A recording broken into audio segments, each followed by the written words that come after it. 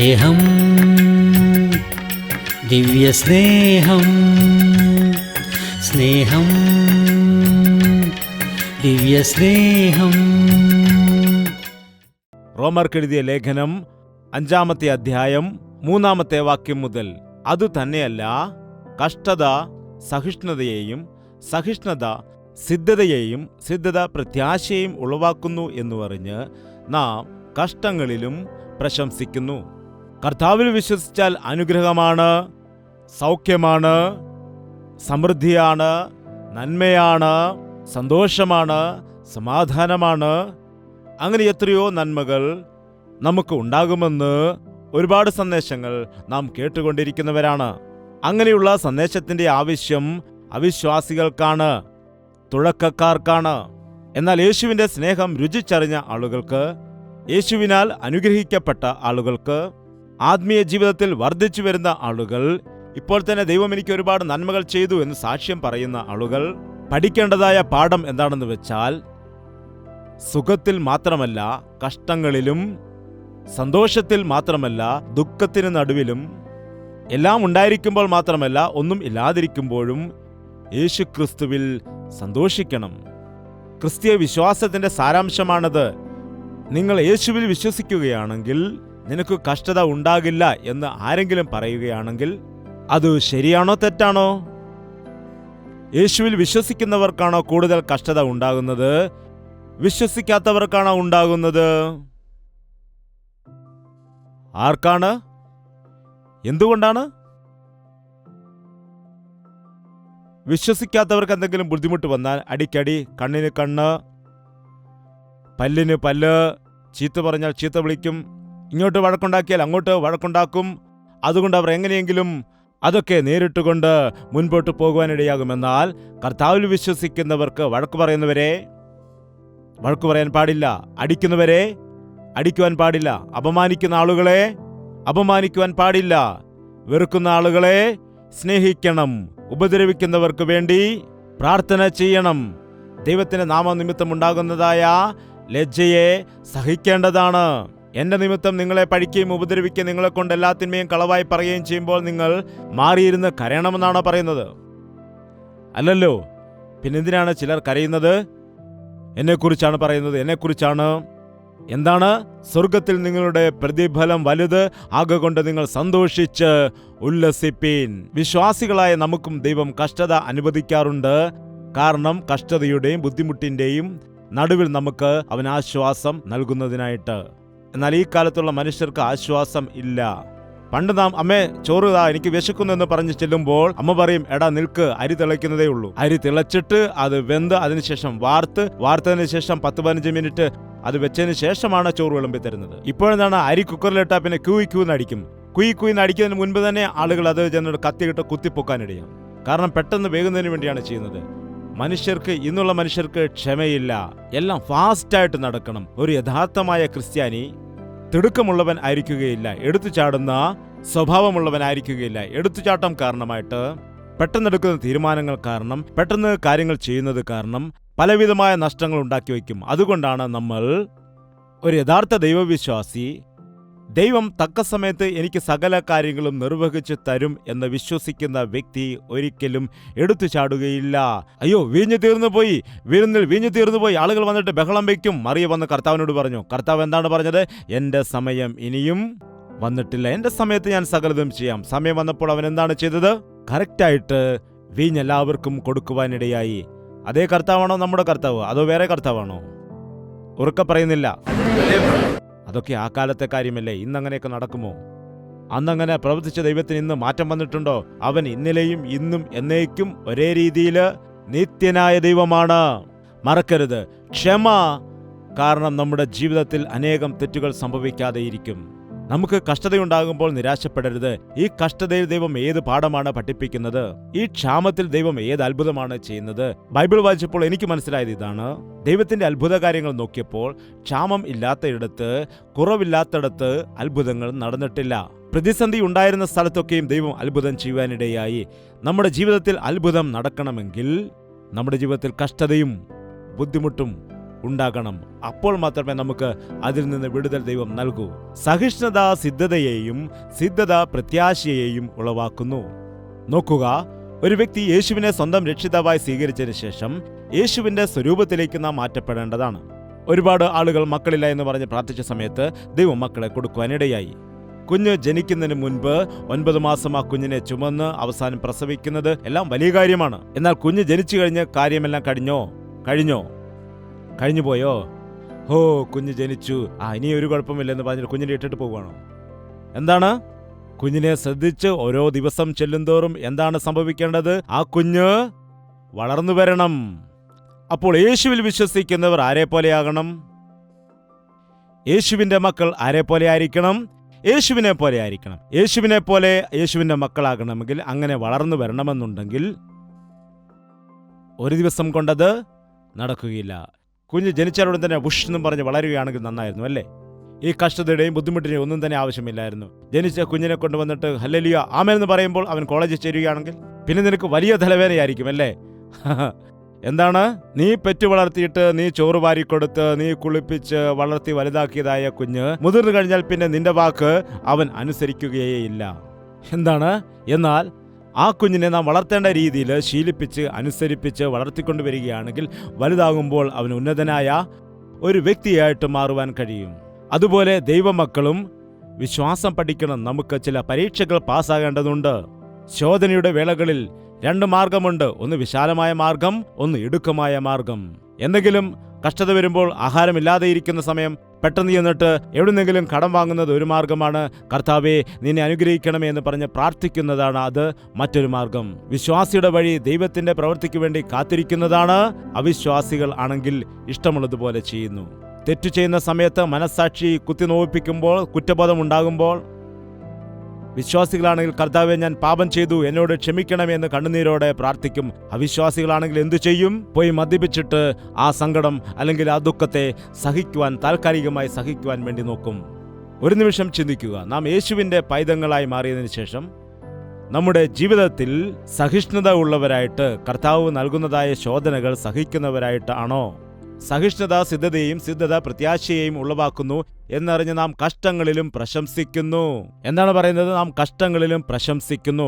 കാരണം എന്താണെന്ന് വെച്ചാൽ അതുകൊണ്ട് നമ്മുടെ ജീവിതത്തിൽ ഒരു പ്രത്യാശ ഉണ്ടാകുന്നു. നിനക്കങ്ങനെ ഒരു വ്യക്തിത്വം ഉണ്ടാകുന്നു, നല്ലൊരു സ്വഭാവം ഉണ്ടാകുന്നു. നിന്റെ ജീവിതത്തിലുണ്ടാകുന്ന അനുഭവങ്ങൾ, നിന്റെ ജീവിതത്തിലെ പ്രശ്നങ്ങൾ എല്ലാം കാരണം നിന്റെ ജീവിതത്തിൽ ഒരു വ്യക്തിത്വം നിനക്ക് രൂപപ്പെട്ടു വരും. നിന്റെ സ്വഭാവം എന്താണെന്ന് നിന്റെ പ്രവൃത്തികളിൽ കൂടി നീ കാണിച്ചു കൊടുക്കും. യേശുക്രിസ്തുവിന്റെ മക്കൾക്ക് ആവശ്യമുള്ളത് സിദ്ധതയാണ്. നോക്കുക, കരിസ്മ എന്ന വാക്ക് നിങ്ങൾ കേട്ടിട്ടുണ്ടോ? അതിന്റെ അർത്ഥം എന്താണ്?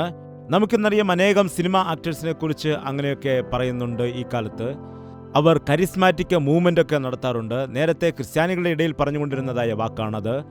എന്നാൽ ഇപ്പോൾ ക്രിസ്ത്യാനികൾ അത് ഉപേക്ഷിച്ചിരിക്കുകയാണ്. എന്നാൽ ലോകക്കാർ അത് ഏറ്റെടുത്തിരിക്കുകയാണ്. അതിന്റെ അർത്ഥം പറഞ്ഞാൽ ഒരു പ്രഭാവമാണ്. പ്രഭാവം, ശ്രേഷ്ഠത, പ്രത്യേകത. ചില ആളുകളെ നോക്കിയാൽ അവരെ കണ്ടാൽ തന്നെ നമുക്ക് ആകർഷണീയത തോന്നും. അവരുടെ വാക്ക് കേട്ടാൽ തന്നെ നമുക്ക് ആകർഷണീയത തോന്നും. എന്നാൽ മറ്റു ചിലരുടെ അഭാവങ്ങളിൽ, അതുപോലെ ശരീര സൗന്ദര്യത്തിൽ, ചിലരുടെ വ്യക്തിപ്രഭാവം, CEO പോലെയുള്ള ആളുകളെ നോക്കുക, അവർക്ക് വളരെ സാമർഥ്യമുള്ളവരാണ്. അതാണ്, ഓരോരുത്തർക്ക് ഓരോരോ പ്രത്യേകതകൾ ഉണ്ട്. നിങ്ങൾ എപ്പോഴെങ്കിലും ആലോചിച്ചിട്ടുണ്ടോ നിങ്ങളിലുള്ള കരിസ്മ എന്താണ്? നിങ്ങളുടെ വ്യക്തിത്വം എന്താണ്? നിങ്ങളിലെ പ്രത്യേകത എന്താണെന്ന് എപ്പോഴെങ്കിലും നിങ്ങൾ ഓർത്തിട്ടുണ്ടോ? ദൈവം വേർതിരിവ് കാട്ടുന്ന ദൈവമല്ല. ചില ആളുകൾക്ക് വളരെ പ്രത്യേകതയും കഴിവും ഒക്കെ കൊടുത്തിട്ട് കുറെ ആളുകളെ ഒന്നിനും കൊള്ളാത്തവരായി സൃഷ്ടിക്കുന്ന ഒരു ദൈവമല്ല നമ്മുടെ ദൈവം. നിങ്ങൾ പറയും, എൻ്റെ തലവിധിയാണ്, എൻ്റെ തലവരയാണ്. നിങ്ങളുടെ തലവിധിയല്ല, തലവരയല്ല, നിന്റെ വിധിയാണ്. നീ അതുകൊണ്ട് ഇങ്ങനെ തന്നെ പോകുമെന്ന് പറഞ്ഞ് ഒരിക്കലും ദൈവം നമ്മെ തള്ളിക്കളയില്ല. ദൈവം ഓരോ വ്യക്തികളെയും പ്രത്യേകതകൾ കൊടുത്തിട്ടാണ് സൃഷ്ടിച്ചിരിക്കുന്നത്. എന്നാൽ നാം അത് തിരിച്ചറിയുന്നില്ല. അവയെ നാം മിസ്യൂസ് ചെയ്യുകയാണ്, ശ്രദ്ധിക്കുന്നില്ല. അതുകൊണ്ട് നാം അതിന് വില കൊടുക്കുന്നില്ല. ദൈവത്തിന്റെ കരങ്ങളില് ദൈവത്തിൻ്റെ കരങ്ങളിലേക്ക് അവരുടെ കഴിവുകളെയും എല്ലാം സമർപ്പിച്ചു കൊടുക്കുന്നതായ സമയത്ത് അവരുടെ ജീവിതം അനുഗ്രഹീതമായിട്ട് തീരുന്നു, അനേകർക്ക് അനുഗ്രഹത്തിന് കാരണമായി മാറുന്നു. എന്നാൽ ആരാണോ ദൈവം നൽകിയിരിക്കുന്ന കഴിവുകളെ ഒന്നും മനസ്സിലാക്കാതെ ഇരിക്കുന്നത്, അവയെ തെറ്റായ കാര്യങ്ങൾക്ക് വേണ്ടി ഉപയോഗിക്കുന്നത്, അവരുടെ ജീവിതം വൃഥാവായിട്ട് മാറുകയാണ് ചെയ്യുന്നത്. ഞാൻ കുറച്ച് വചനഭാഗങ്ങൾ ഇവിടെ വായിക്കുവാൻ പോവുകയാണ്. ബൈബിൾ കൊണ്ടുവന്നവർ തുറന്ന് വായിക്കുക, അല്ലാത്തവർ നന്നായിട്ട് ഗ്രഹിച്ച് അത് മനസ്സിലാക്കി എടുക്കുക. അപ്പോസ്തല പ്രവർത്തികൾ 7-ാം അധ്യായം അതിൻ്റെ 20-ാമത്തെ വാക്യം. ആ കാലത്ത് മോശ ജനിച്ചു, ദിവ്യസുന്ദരനായിരുന്നു. അവനെ 3 മാസം അപ്പൻ്റെ വീട്ടിൽ പോറ്റി. പിന്നെ അവനെ പുറത്തിട്ടപ്പോൾ ഫറവോന്റെ മകൾ അവനെ എടുത്തുകൊണ്ട് തൻ്റെ മകനായിട്ട് വളർത്തി. മോശ മിസ്രൈമ്യരുടെ സകല ജ്ഞാനവും അഭ്യസിച്ചു, വാക്കിലും പ്രവൃത്തിയിലും സമർത്ഥനായി തീർന്നു. എന്താണ്? വാക്കിലും പ്രവൃത്തിയിലും സമർത്ഥനായിരുന്നു. അവൻ രാജാവായി തീരേണ്ടതായ ഒരു വ്യക്തി ആയിരുന്നു. എന്നാൽ മിസ്രൈമിന്റെ രാജാവാകാൻ വേണ്ടി അവൻ തീരുമാനിച്ചില്ല. മോശ വളർന്നപ്പോൾ മിസ്രൈമിലെ ധനത്തെക്കാൾ ക്രിസ്തുവിന്റെ നിന്ദ ചുമക്കുന്നതാണ് വലുതെന്നെണ്ണി അല്പകാലത്തെ സുഖം അനുഭവിക്കുന്നതിനേക്കാൾ ദൈവത്തിന്റെ മക്കളോടൊപ്പം കഷ്ടത അനുഭവിക്കുന്നതാണ് നല്ലതെന്ന് തിരഞ്ഞെടുത്തത് കൊണ്ട് ദൈവത്തിന്റെ കയ്യിൽ ഉപയോഗിക്കപ്പെടുന്നതായ ഒരു വലിയ നേതാവായിട്ട്, അനേകരെ വിടുവിച്ചു കൊണ്ടുവരുന്നതായ ഒരു വലിയ നായകനായിട്ട് അനുഗ്രഹിക്കപ്പെട്ടു. സ്വർഗീയ ശക്തിയെ ഭൂമിയിലേക്ക് ഇറക്കുവാൻ കഴിയുന്ന ദൈവദാസനായിട്ട് മാറി.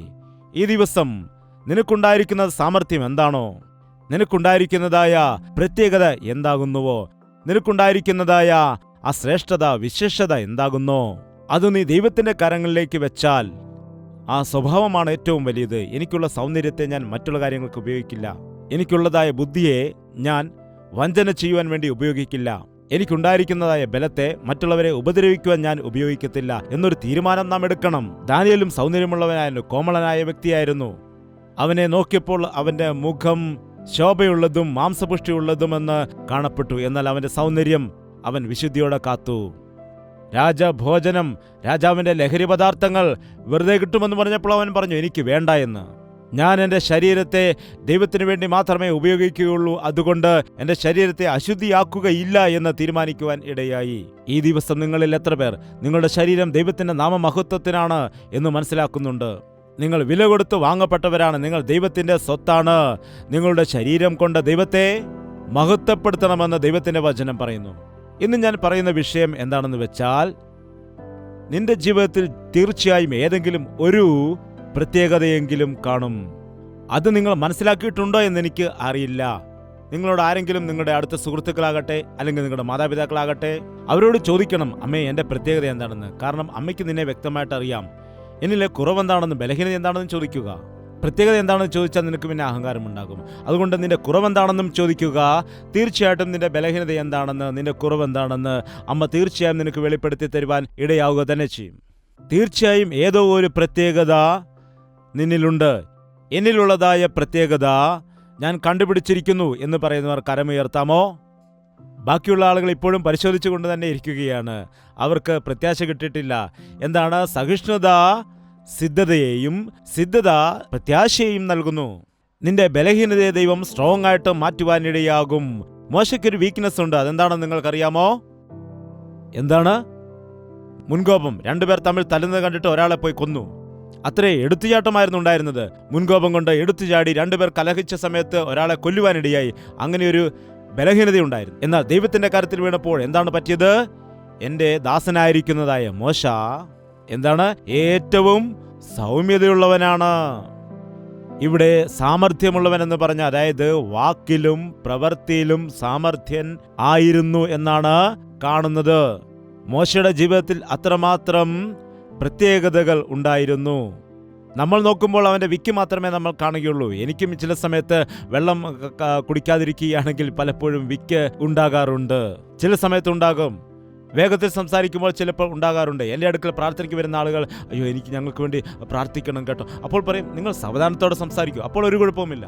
നമ്മൾ പേടിച്ചിട്ട് ടെൻഷൻ അടിച്ച് സംസാരിക്കുമ്പോഴാണ് ഭയപ്പെടുകയും വിക്കുവിരിയുകയൊക്കെ ചെയ്യുന്നത്. എന്നാൽ നമ്മൾ സാവധാനത്തോടെ സമാധാനത്തോടെ സംസാരിക്കുമ്പോൾ അങ്ങനെ ഉണ്ടാവുകയില്ല. അതുപോലെ മോശയ്ക്ക് വിൽക്കേണ്ടായിരുന്നു എന്ന് അവൻ തന്നെയാണ് പറയുന്നത്. എന്താണെന്ന് വെച്ചാൽ നമ്മുടെ ജീവിതത്തിൽ ചില സമയത്ത് നമ്മെക്കുറിച്ച് കൂടുതൽ അപകർഷത തോന്നാറുണ്ട്, കൂടുതൽ ഇൻഫീരിയോറിറ്റി കോംപ്ലക്സ് ഉണ്ടാകാം. എന്നിലുള്ള ശ്രേഷ്ഠത എന്താണെന്ന് മനസ്സിലാക്കേണ്ടതിന് പകരമായിട്ട് എനിക്ക് ഈ ബലഹീനതയുണ്ട്, ഈ കുറവുണ്ട്, എനിക്ക് ഈ കുറവുണ്ട്, എനിക്ക് ഈ ബലഹീനതയുണ്ട് എന്ന് ഓർത്തുകൊണ്ടിരിക്കുകയാണ് ചെയ്യുന്നത്. അയ്യോ ഈ വീക്ക്നെസ് ഉണ്ട്, അയ്യോ ഈ കുറവുണ്ട്, എന്താണ് ചെയ്യേണ്ടത്, എന്താണ് ചെയ്യേണ്ടത്, എന്താണ് ചെയ്യേണ്ടത്, എന്താണ് ചെയ്യേണ്ടത്. ഒരു പയ്യനിരുന്ന് കരയാണ്, 10 തോറ്റുപോയി, 10 തോറ്റുപോയി, 10 തോറ്റുപോയി, 10 തോറ്റുപോയി. 10 തോറ്റവരാരും തന്നെ വലിയ ആളുകളായിട്ട് മാറിയിട്ടില്ലേ? 10th ക്ലാസ്സിൽ അവർ തരുന്ന സർട്ടിഫിക്കറ്റ് ആണോ നിനക്ക് ഏറ്റവും പ്രധാനപ്പെട്ടത്? നിനക്ക് അതിനേക്കാൾ വലിയ കഴിവ് ദൈവം തന്നിട്ടുണ്ട്. കുഞ്ഞുങ്ങളോട് എപ്പോഴും പഠിക്കൂ പഠിക്കൂ എന്ന് പറഞ്ഞവരെ നിർബന്ധിക്കരുത്. പഠിച്ചാൽ നല്ലതാണ്, എന്നാൽ പഠനത്തോടല്ലാതെ അവർക്ക് വേറെ എന്തെങ്കിലും മേഖലയിൽ കഴിവുള്ളവരാണെങ്കിൽ, ക്രിയേറ്റീവ് മൈൻഡുള്ളവരാണെങ്കിൽ ചിലവർക്ക് അതാണ്, അവർക്ക് പഠനത്തോട് അത്ര പ്രത്യേകത കാണില്ല.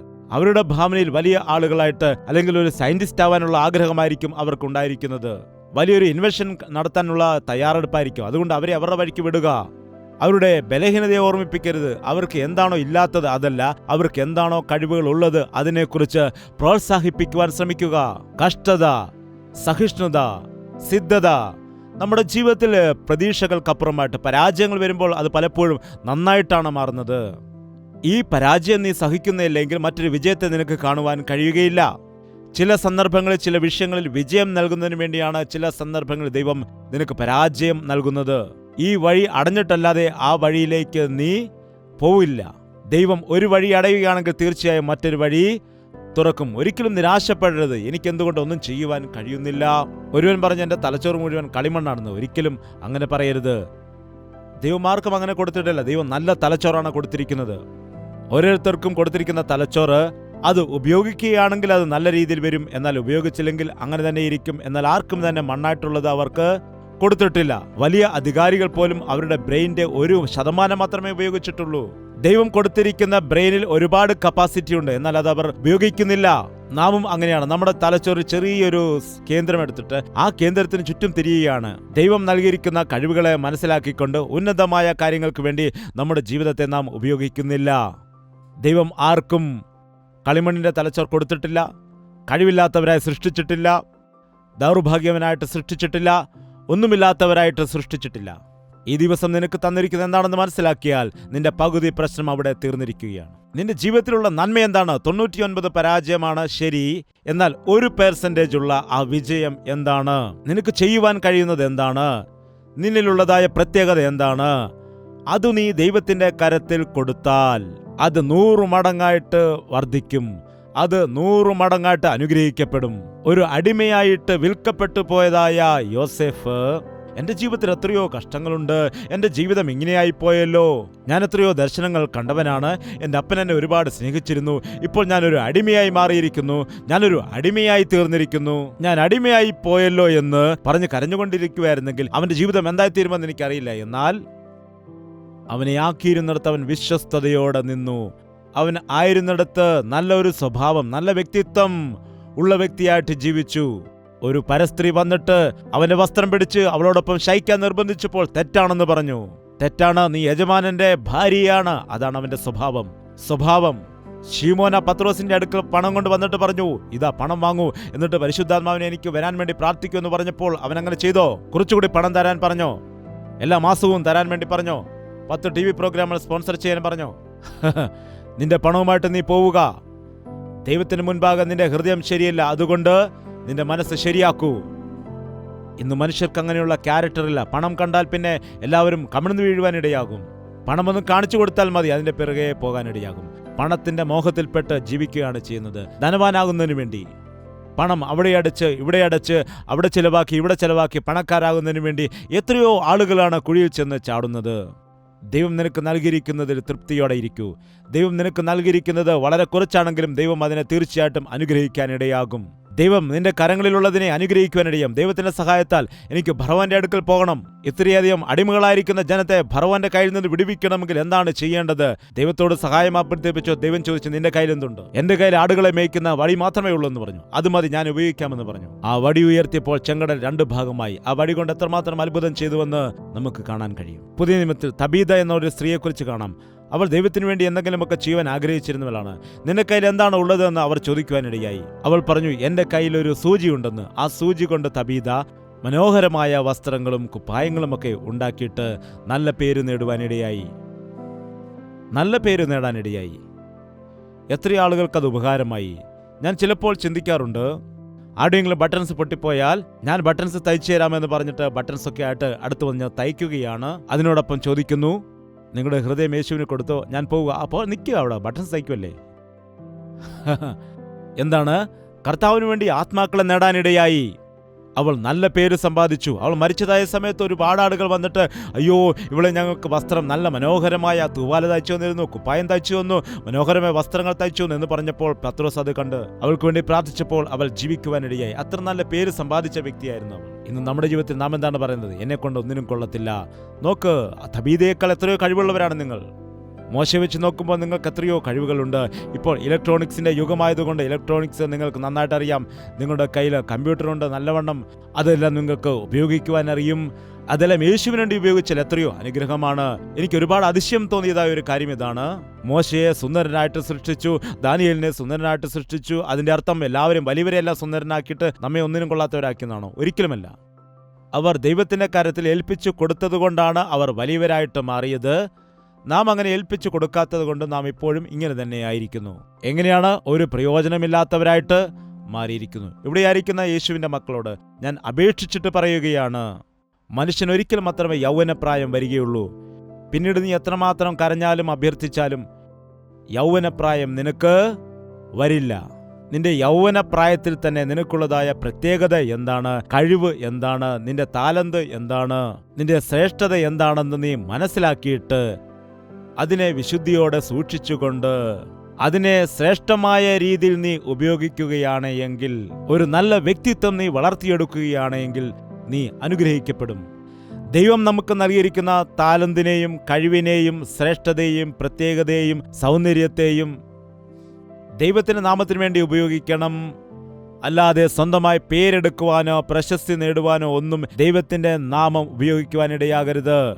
നിങ്ങളുടെ പ്രശസ്തിയൊന്നും അങ്ങനെ ഉണ്ടാക്കിയെടുക്കുവാൻ പാടില്ല. ഈ ദിവസം ഈ സത്യം മനസ്സിലാക്കി നിങ്ങൾ പോകണമെന്ന് ആഗ്രഹിക്കുന്നു. നിങ്ങൾ ഒരു കഴിവുമില്ലാത്തവരായി ഒന്നിനും കൊള്ളാത്തവരായിട്ടുള്ളവരല്ല. നിന്നിലൊരു പ്രത്യേകതയുണ്ട്. ഈ ദിവസം എൻ്റെ ജീവിതത്തിലെ പ്രത്യേകത എനിക്കൊന്നും മനസ്സിലാവുന്നില്ല, എൻ്റെ ജീവിതത്തിൻ്റെ ലക്ഷ്യം എന്താണെന്ന് പോലും മനസ്സിലാവുന്നില്ല, എനിക്ക് ജീവിതത്തിൽ ഒന്നും നേടിയെടുക്കുവാൻ കഴിയുന്നില്ല എന്ന് നീ ചിന്തിക്കുന്നതിൻ്റെ കാരണം എന്താണെന്ന് വെച്ചാൽ, നിനക്ക് ദൈവം തന്നിരിക്കുന്നതായ കഴിവിനെ നീ അറിയുന്നില്ല. ഒരുപക്ഷെ നീ അത് ഗ്രഹിച്ചിരിക്കുന്നുവെങ്കിലും നിന്റെ ലോകത്തിന് വേണ്ടിയോ പാപത്തിന് വേണ്ടിയോ നിന്റെ ഇഷ്ടത്തിന് വേണ്ടിയോ ആഗ്രഹത്തിന് വേണ്ടിയോ ഒക്കെ നീ അറിയാതെ തന്നെ നീ ഉപയോഗിക്കുന്നുണ്ടാവാം. എന്നാൽ അത് ദൈവത്തിൻ്റെ കരങ്ങളിലേക്ക് ഏൽപ്പിക്കുമ്പോൾ മാത്രമേ ദൈവം നിന്നെ ശക്തമായി ഉപയോഗിക്കുകയുള്ളൂ. അതുകൊണ്ട് നിന്റെ ജീവിതത്തിൽ നീ അത് മനസ്സിലാക്കണം. ഇപ്പോൾ തന്നെ ഒന്നും നിനക്ക് ബാക്കിയില്ല. ഇപ്പോൾ നിങ്ങളാകട്ടെ, നിങ്ങളുടെ മക്കളാകട്ടെ, നിങ്ങളുടെ ജീവിതത്തിലുള്ളതായ ശ്രേഷ്ഠതയെ മനസ്സിലാക്കി ദൈവത്തിൻ്റെ കരത്തിലേക്ക് ഏൽപ്പിച്ചു കൊടുത്താൽ, മോശ ശിശുവായിരുന്നപ്പോൾ തന്നെ അവൻ്റെ അമ്മ അവൻ സുമുഖൻ എന്ന് കണ്ടിട്ട്, ഇവൻ സാധാരണക്കാരനല്ല, ഇവനെ കൊല്ലുവാൻ പാടില്ല, ഇവനെ നശിപ്പിക്കുവാൻ പാടില്ല, ഇവനിൽ എന്തോ ഒരു വലിയ പ്രത്യേകതയുണ്ട്, അതുകൊണ്ട് ഇവൻ നശിക്കുവാൻ പാടില്ല, അവനെ അങ്ങനെ 3 മാസം ഒളിച്ചു വെച്ചു. അവന്റെ ജീവിതത്തിലെ പ്രത്യേകത കാണുവാൻ അമ്മയ്ക്ക് കഴിഞ്ഞിരുന്നു. അതുകൊണ്ട് എന്താണ്, കർത്താവിന്റെ കരങ്ങളിൽ ഒരു ഞാങ്ങണപ്പെട്ടകത്തിലാക്കി യേശുവിനെ പ്രാർത്ഥിച്ചുകൊണ്ട് നൈൽ നദിയിലേക്ക് കൊണ്ടുവയ്ക്കാനിടയായി. എന്നാൽ ദൈവം അത്ഭുതം ചെയ്തു. അത് രാജകുമാരിയുടെ കണ്ണിൽപ്പെട്ടതും രാജകുമാരി അവനെ കൊണ്ടുപോയി മോശയെന്ന് പേരിട്ട് വിളിച്ച് വളർത്തിയതും അവൻ സകല ജ്ഞാനവും അഭ്യസിച്ചതും അതിനുശേഷം ദൈവം ജനത്തെ വിടുവിക്കുന്നതിന് വേണ്ടി അവനെ ഉപയോഗിച്ചതുമെല്ലാം ദൈവത്തിൻ്റെ ഒരു പദ്ധതിയുടെ ഭാഗമാണ്. ചില സമയത്ത് നമ്മുടെ ജീവിതത്തിലും കഷ്ടതയും ബുദ്ധിമുട്ടും ഞെരുക്കവും പ്രശ്നങ്ങളും പ്രതികൂലങ്ങളും ഭയവും അപമാനവും ഒക്കെ ഉണ്ടാകും. അതെല്ലാം ദൈവത്തിൻ്റെ പദ്ധതിയുടെ ഭാഗമാണെന്നും നിന്നെ ഒരു നല്ല വ്യക്തിയായിട്ട് മാറ്റാനാണെന്നും നല്ല രീതിയിൽ നിന്നെ ഉപയോഗിക്കുവാൻ വേണ്ടിയാണ് എന്നും നല്ല സ്വഭാവമുള്ള ഒരു വ്യക്തിയായിട്ട് നല്ല പ്രയോജനമുള്ള ഒരു വ്യക്തിയായിട്ട് മാറ്റുവാൻ നിന്നെ രൂപപ്പെടുത്തിയെടുക്കുവാൻ വേണ്ടി അനുവദിച്ചതാണെന്ന് നീ മനസ്സിലാക്കിയാൽ ഒരിക്കലും നീ വേദനിക്കേണ്ടതായ നിരാശപ്പെടേണ്ടതായ സന്ദർഭം ഇല്ല. ചില സന്ദർഭങ്ങളിൽ നിനക്ക് ദുഃഖം അറിയില്ല എങ്കിൽ ദുഃഖിക്കുന്നവരെ എങ്ങനെ ആശ്വസിപ്പിക്കും? നിനക്ക് വിശപ്പറിയില്ലെങ്കിൽ വിശക്കുന്നവരെ വിശക്കുന്നുണ്ടോ എന്ന് നിനക്ക് എങ്ങനെ മനസ്സിലാക്കാൻ കഴിയും? നീ വിശന്നിരുന്ന വ്യക്തിയാണെങ്കിൽ നിനക്ക് വിശപ്പിന്റെ വില എന്താണെന്ന് മനസ്സിലാക്കാൻ കഴിയും. ഈ രോഗം അനുഭവിച്ച വ്യക്തിക്ക് രോഗത്തിന്റെ ബുദ്ധിമുട്ടറിയാൻ കഴിയും. അതുപോലെ നിന്ദയും അപമാനവും ഒക്കെ ഒരാളുടെ ജീവിതത്തിൽ വരുമ്പോൾ എത്രമാത്രം ദുഃഖമുണ്ടാകും, വേദനയുണ്ടാകുമെന്ന് അറിയണമെങ്കിൽ നിന്റെ ജീവിതത്തിലും അത് ഉണ്ടാകും. അതുകൊണ്ടാണ് ദൈവം ഇത് അനുവദിക്കുന്നത്. ദൈവം എന്നെപ്പോലെയുള്ളവരെ, നിന്നെപ്പോലെയുള്ളവരെ അനേകർക്ക് ആശ്വാസമായി തീരണമെന്ന് ആഗ്രഹിക്കുന്ന വ്യക്തികളെ കഷ്ടതയിൽ കൂടി കൊണ്ടുപോയി, ബുദ്ധിമുട്ടിൽ കൂടി കൊണ്ടുപോയി അനുഗ്രഹിച്ച് പരിശോധിപ്പിച്ച് നിനക്ക് സാമർഥ്യമുള്ളവനാക്കി മാറ്റി, ബലമുള്ളവനാക്കി മാറ്റി, അനേകർക്ക് അനുഗ്രഹമായി തീരേണ്ടവനാക്കി മാറ്റുകയാണ്. ദൈവം നമ്മുടെ ജീവിതത്തിൽ ചെയ്യുന്ന കാര്യങ്ങളെല്ലാം അങ്ങനെയാണ്. ഇന്ന് നിന്റെ ജീവിതത്തിൽ ഒരു വലിയ പദ്ധതി അവനുണ്ട്. ഈ ലോകം മുഴുവനും രക്ഷിക്കപ്പെടണം. അതിന് നിന്നെ വേണം, എന്നെ വേണം. എല്ലാവരെയും ദൈവം അവന്റെ പണിക്കായി തിരഞ്ഞെടുത്തിരിക്കുകയാണ്. അവന്റെ കരങ്ങളിലേക്ക് ജീവിതത്തെ സമർപ്പിക്കുന്ന വ്യക്തികളെല്ലാം അനുഗ്രഹീതരാക്കിയിട്ട് ദൈവം മാറ്റാനിടയാകുന്നു. അനേകർക്ക് അനുഗ്രഹമാക്കി അവരുടെ ജീവിതത്തെ മാറ്റുന്നു. ദയവ് ചെയ്ത് എഴുന്നേറ്റ് നിൽക്കാം. നമുക്ക് ദൈവത്തിന്റെ സന്നിധിയിൽ പ്രാർത്ഥിച്ച് കടന്നു പോകാം. നമ്മുടെ ഹൃദയത്തിൽ പരിശുദ്ധാത്മാവ് വലിയൊരു പ്രവൃത്തി ചെയ്യുന്ന സമയമാണിത്. എല്ലാവരും കണ്ണുകൾ അടച്ചുകൊണ്ട് കർത്താവിനോട് ചോദിക്കൂ, കർത്താവേ, എന്റെ ശ്രേഷ്ഠത എന്താണ്? എന്നിലെ പ്രത്യേകത എന്താണ്? എനിക്കുള്ള താലന്ത് എന്താണ്? എനിക്കുള്ള കഴിവ് എന്താണ്? കർത്താവേ, ഒന്ന് ഓർമ്മിപ്പിക്കണമേ. പരിശുദ്ധനായ സ്നേഹമുള്ള പിതാവേ, ഒരിക്കൽ കൂടി നീ എന്നിലേക്ക് നോക്കണമേ. എന്നിലെ പ്രത്യേകത എന്താണ്? എന്നെ എന്തിനു വേണ്ടിയാണ് സൃഷ്ടിച്ചത്? ഞാൻ ദൈവത്തിന്റെ കരങ്ങളിൽ ഉപയോഗിക്കപ്പെടണം.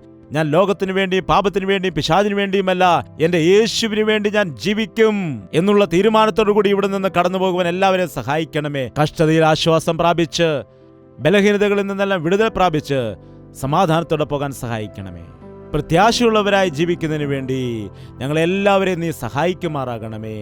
പരിശുദ്ധ ദൈവമേ, നിന്റെ ആശ്വാസത്തിന്റെ കരം നീട്ടിക്കൊണ്ട് ഇവിടെ നിൽക്കുന്ന ആളുകളിൽ കഷ്ടതയും നിരാശയിലുമായിരിക്കുന്ന എല്ലാ വ്യക്തികളെയും നീ ആശ്വസിപ്പിക്കുമാറാകണമേ.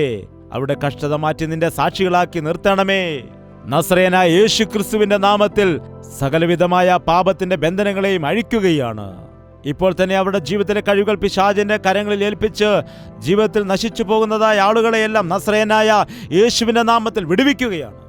ഞാൻ എൻ്റെ ദൈവത്തിന്റെ സ്വത്താണ് എന്ന് പറഞ്ഞുകൊണ്ട് കർത്താവിന്റെ പാദപീഠത്തിൽ വരുന്ന എല്ലാ വ്യക്തികളെയും നീ എഴുന്നേൽപ്പിച്ച് നിന്റെ സാക്ഷികളായി നിർത്തിക്കൊണ്ട് നിന്റെ മഹത്വത്തിന് വേണ്ടി ഉപയോഗിക്കണമെന്ന് യേശു ക്രിസ്തുവിന്റെ നാമത്തിൽ അപേക്ഷിക്കുന്നു പിതാവേ.